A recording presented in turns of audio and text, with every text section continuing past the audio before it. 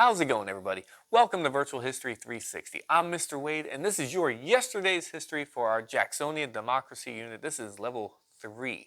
Now, this unit, or this level, we are dealing with Indian removal and resistance. Now, this is a heavy topic, and you know we went deep in class, but to kind of recap everything, okay? Remember we had the 5 civilized tribes. We talked about those, and even that's not a good way to put it, but historically what we say, okay? But Andrew Jackson was on the side of the settlers wanting more land, okay? So he argued that the natives should be moved from where they were, specifically we'll talk about the Cherokee in Georgia, to the Great Plains, the Indian Territory, which is present-day Oklahoma, okay? Now, the natives took it to the Supreme Court. The Cherokee, argued that Georgia shouldn't take their lands. The Supreme Court sided with them. And of course, we know the famous quote from Andrew Jackson. He says, John Marshall has made his decision, let him enforce it. Didn't really listen. Think back to Marbury v. Madison, what they were afraid of, right? The executive not listening to the Supreme Court. All right, so I know I went really fast there, but that kind of sums it up, right? And then that leads to the forced removal of thousands of people, okay? Now, what we know is when General Winfield Scott arrived with his soldiers, I think he had like 7,000, I think is what we said, right? And he removed them by force. And that forced march is remembered as the Trail of Tears because about a quarter of the Cherokee population died on the way.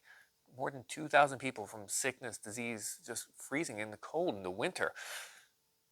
It was a bad time, okay?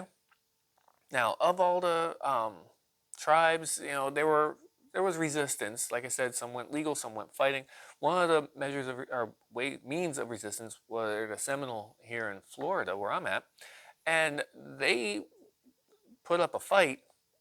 They were ultimately not successful, but not everyone surrendered. That's why they're remembered as unconquered. But Chief Osceola, one of the leaders, he was captured and under the flag of truce betrayed. He was sent to St. Augustine, then into South Carolina. He's actually buried in Fort Moultrie in Charleston Harbor. If you want to go check out, that site, that's pretty cool. It's powerful just to see. Everyone goes to see Fort Sumter, right? If you go to Charleston, go to Fort Moultrie, right? So here's what I want you to do. I want you to, for your bell work, just a simple review question, okay? I want you to tell me how the Indian Removal Act affected the Cherokee, okay? I think we covered that with this review as well as in class. That's your bell work. How did the Indian Removal Act impact the Cherokee peoples? Okay? So answer your bell work question. Be awesome. And for Virtual History 360, I'm Mr. Wade. I'll see you next time.